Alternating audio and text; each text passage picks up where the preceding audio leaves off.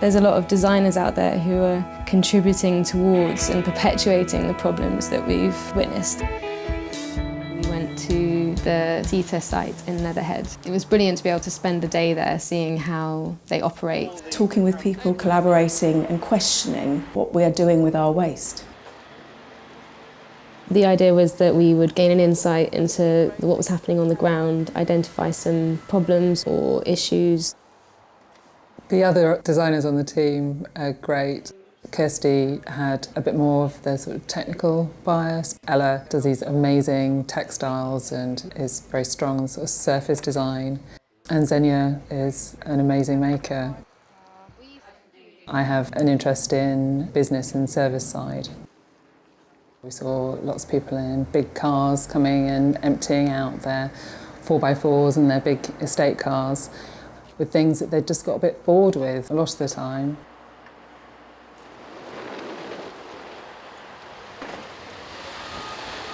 Taking black bin bags off of members of the public and sorting through it before it was allowed to go into the skips.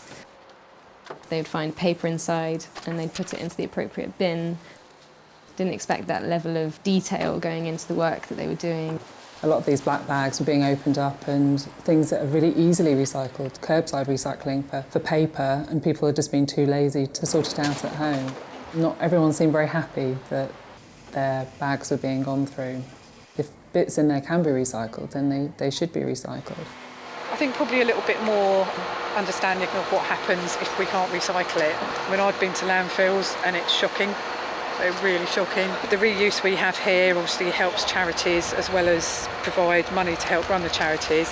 We were just looking at that sofa. Yeah. That was a bit of a sad story, wasn't it? Didn't have a fire tag on it. They told us it was a Laura Ashley sofa. There wasn't like there was a leg missing or massive dents in it or anything. It was definitely reusable, but it didn't have a fire label. He spent quite a fair while sort of pulling out all the cushions out, looking underneath it. No fire tags.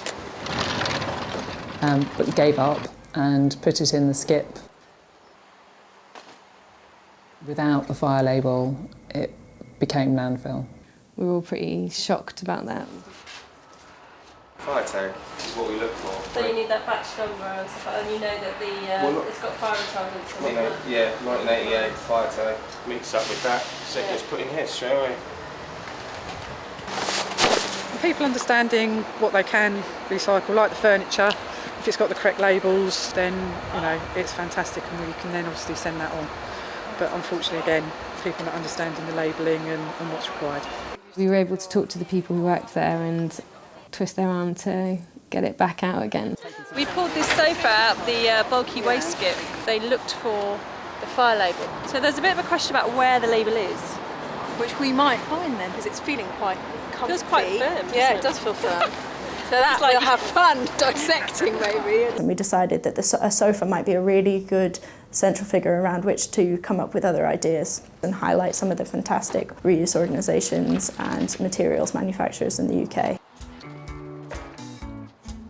Visiting CETA was an education, and has really changed my thinking around everything that I'm putting to Oxfam or to the dump. Is there such an intrusive problem in terms of a piece of upholstered furniture that people do remove them?